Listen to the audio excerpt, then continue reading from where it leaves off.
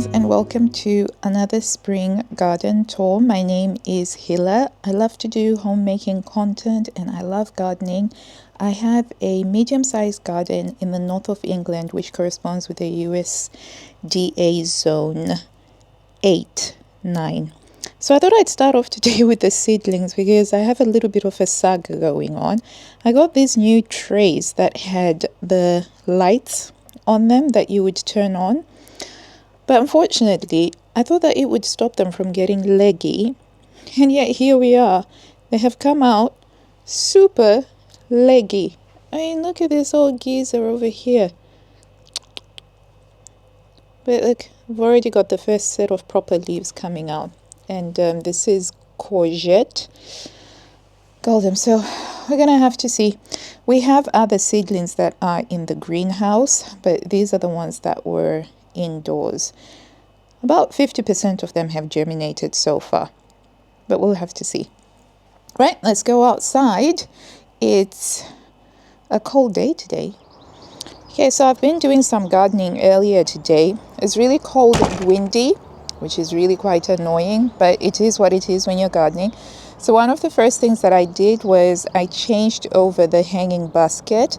Before, it had some hyacinth, which the flowering had finished. So I've just put in some pansies and violas here. And this is a ground cover plant. I can't remember what it's called now, but I just pulled it from there. And so it's just a bit of color. I've also put some white viola out on here, and over time this will just clump up quite nicely. As you can see, it's really windy. You can see them nodding along. Yeah. Oh, let me just show you my favorite to see right now is the tulips. They are just incredible. So these ones are the Mystic Van Eycks or Van Eycks. And look at them. And the Purissima are doing really, really well. And what's quite fascinating about the Purissima is it's supposed to be a white one, but it's got a really lovely yellow center. And they tend to really open up when the sun is out. They literally open up with the petals all the way down. But as they've been aging, they're getting a little bit of pink on there. So really pretty. It's really pretty. So this is another pot that I've made up. So it's got some freesias underneath. So I've got some freesias layered there. And then I've done a mix of violas and Swiss giants, pansy plants, so that there's a good mix. And I also have another one over here, which again has got some freesias underneath, and then we've got the pansies. So, oh, lovely. But yeah, the tulips are coming along really beautifully. It is so windy, friends, but I've got quite a busy day tomorrow, so I know that I won't have time to do the walkthrough. And currently things are changing so fast in the garden. The Chinodoxia is still going strong. Hopefully you can hear me.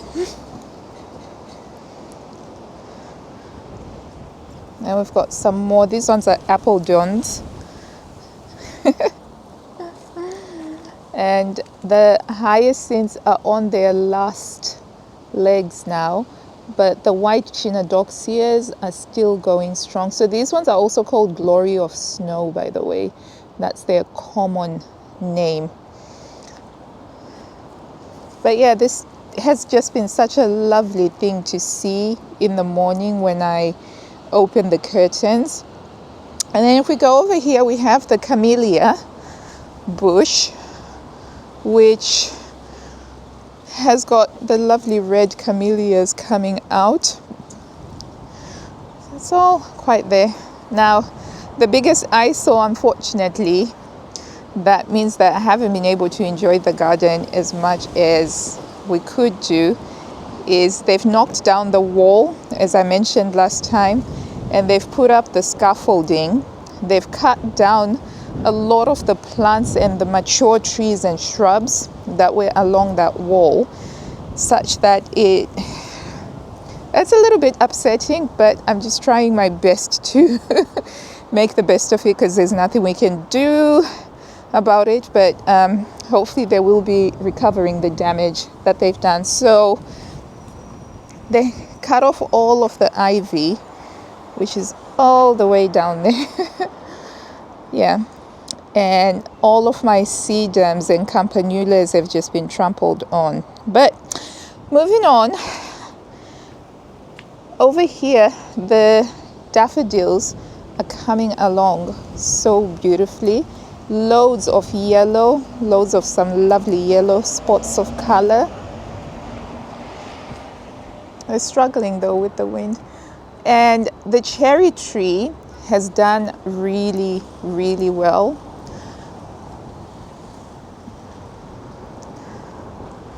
Yeah, so you can see over here. I went about doing some deadheading earlier today, because quite a lot of the daffodils and the tete-a-tetes had some deadheads. They'd finished flowering.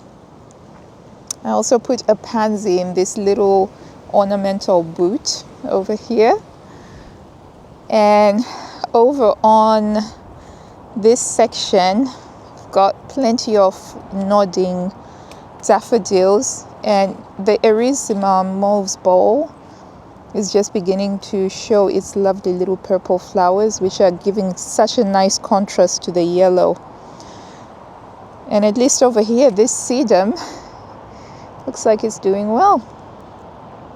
It's coming along. And the roses are showing some new shoots. Let's see. I'm sort of getting used to this new camera that I got. So it does take me a while sometimes to get it to focus on what I want it to focus on. But yeah, if you see plenty of new growth here. So I'm quite excited to see how this red rose will do. I have a Clematis needlemosa growing here. Oh my days, and it looks like I need to put some slug repellent because the leaves have just been eaten up.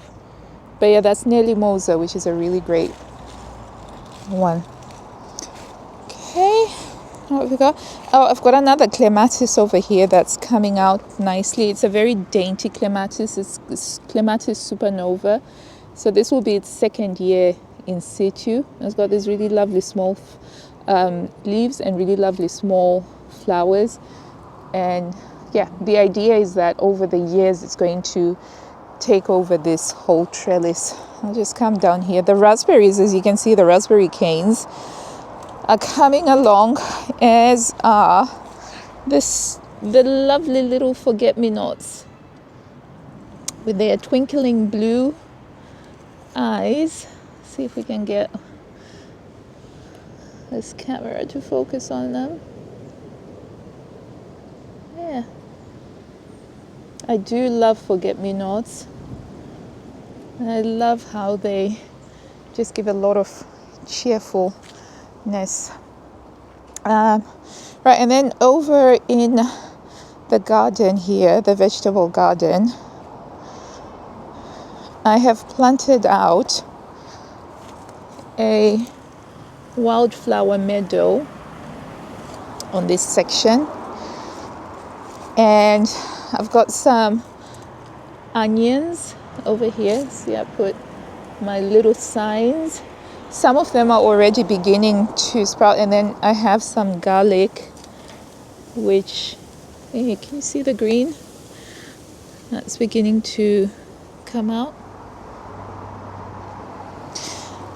I did a half-finished job of picking some of the second crop of carrots that we planted. Some of them have gone woody and some of them were attacked by carrot root fly, but I did manage to find some that were still edible.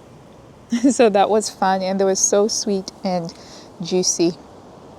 Okay, so that's the garden for now, the vegetable. Okay, over here we've got the Zephyrin Druhin rose, and it's beginning to wake up, as well as Clematis. I think this one is Clematis jackmanii. I can't quite remember, but there's already a little, where are you, flower bud coming out, and the Clematis clambers all over here. I have put down a second Zephyrin Druhin rose over here, and I'm hoping that it will clamber over the trellis, and then the idea is that this whole trellis will have pink roses. The trees are budding now, so this is the green gage, and we've got some pear tree blossom, if I can get this to focus. The pear tree blossom is coming out, as is the apple tree blossom. It's a bit late this year, but better late than never. Okay, I'm just going to show you some more lovely forget-me-nots. Aren't they wonderful? And I love them best when they're so fresh. And they're just everywhere. Look at that. Right, so I'm just going to walk you over to the bluebell glade now. Oh, also the Japanese acer is waking up, so it's got these lovely petalers. And in the pond, the marsh marigold has just gone from 0 to 60 literally in 2 days, and we've got the frog spawn coming along. We've turned off the pond pump so that it doesn't interfere with the frog spawn. Right, so heading over here. The hardy geraniums are beginning to wake up on this section, so that's quite good. A new addition that I have added to the garden is this Japanese acer tree, which is more like a lime green. So this is Shirasawanum Jordan. So a really lovely limey trees, and that's beginning to have some leaves. So I planted it over here, and it should work quite well with the Mahonia soft caress, which is a tree shrub that I planted, I think, last year or 2 years ago. So it's slowly coming along. And I hope that this section this year will have a bit of a better showing. The hellebores are still going very, very strong, friends. I love them. I just love how they just clump so beautifully. I just need to mulch them a little bit more. And over here is the bluebell glade. And I was very surprised to see this. This is an old peony that just wasn't flowering in the section that it was in. And I dug it up, vowing to get rid of it because I was done with 6 years of disappointment where it just would have great leaves, but there'd be no flowers at all. So anyway, I just decided to chuck it here, and then it's caught on. So I'm okay with it being in the shaded section where it just has the leaves, the foliage, because it wasn't flowering even when it was in the southern part of the garden. So there we go. And then over here, we've got some ajuga, which is a ground cover. And that's going to have these lovely little towers of purple flowers. They are so pretty. I have begonia, which seems to be struggling to settle. So I might have to think about what I'm going to do with it. But the grape hyacinths have come out They're so pretty and so subtle. And you see how they contrast so beautifully with the forget-me-nots and the towers over here. They're so, so pretty. I really, really love them. So I have these scattered around, and they're very, very subtle, and they create a very beautiful effect, especially with the yellow tete-a-tetes that are still out. And so I plan on putting on some more yellow tete-a-tetes in between here. So that's the plan anyway. It's a never-ending plan. And I've been moving some more bluebells in order to extend the bluebell glade. So these ones were recently moved. They're not going to have much of a showing this year. However, next year, the bluebell glade will have extended from over here to over there. And by the end of summer, I'm hoping to have extended it all the way down there. But it's coming along, considering 3 years ago, there was nothing on here. Oh, it's so windy. There was nothing on here, but now there's all of this. Let me see. A little hydrangea, hyacinth, pink hyacinth that had stopped flowering in the pots. So last year, I just thought instead of throwing it out, I'm just going to put it in the ground. And it has come out. Yeah. How good is that? So then over here we have these really lovely little beauties. These are the Turkmenia tulips, and they naturalize, and they are so pretty, especially when the sun is out. They really open up towards the sun, and they're on these spindly stems, and so they look really very delicate, and they work so nicely with the tete-a-tetes, with the yellow of the tete-a-tetes. So it's all coming along quite well. And the other new addition is the drumstick primroses, and they're hot pink, and they are just going to be the accent color. So my plan is to just have them in threes. So I've got 3 of them over there, and then by the end of this season I'll do another 2 sets of 3 further down, and then along here. So yeah, that's coming along. So I didn't deadhead this side of the garden, but I'll need to deadhead it. But as you can see, the cyclamen forms a really nice ground cover, and it's really coming along this section. I'm very, very pleased with how this section is coming along. What I haven't been pleased with, though, is these daffodils here. These daffodils did not have any flowers at all this year. So it's just all a lot of greenery, except for these tete-a-tetes, but these are different. But all of these daffodils, they didn't have any flowers. I haven't figured out what went wrong there, but never mind. And over here is a euphorbia, which I'm hoping will shrub up and just be really pretty and look very nice against this azalea plant right here. So the bluebell glade is coming along. Oh, let me do a close-up of that's the drumstick primroses. They're so pretty. And then I need to move some more bluebells all over here. Get this section done and sorted. It's very pretty.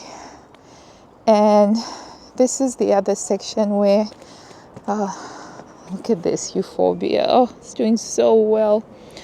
Really bright, really beautiful. And I have a clematis here, another supernova, which is coming up nicely. This is a giant poppy papava. Yeah, and I put another drumstick primrose here, although I might move these over to the bluebell glade. We'll see. And over here I've put some campanula, because this whole section I'm trying to turn it into a white section. So I've got the white tulips that I've finished flowering, and I put down the white saxifraga over here, and I've got some white, I already have some white primroses on here. I already had some white aubracia over here, and I've added some of this pinky white phlox over here. So we'll have to see. I think it's all coming along prettily. And finally, there are these really dainty little tulips that I planted when we first moved into this place about 10 years ago, and they are still coming back. They are smaller than what they used to be, but they are still coming back. How amazing is that? And they're pointy. I think these are ballerina. That's the only thing that I can explain why they keep coming back, because there is a variety called ballerina which will keep coming back. But yeah, that is my garden.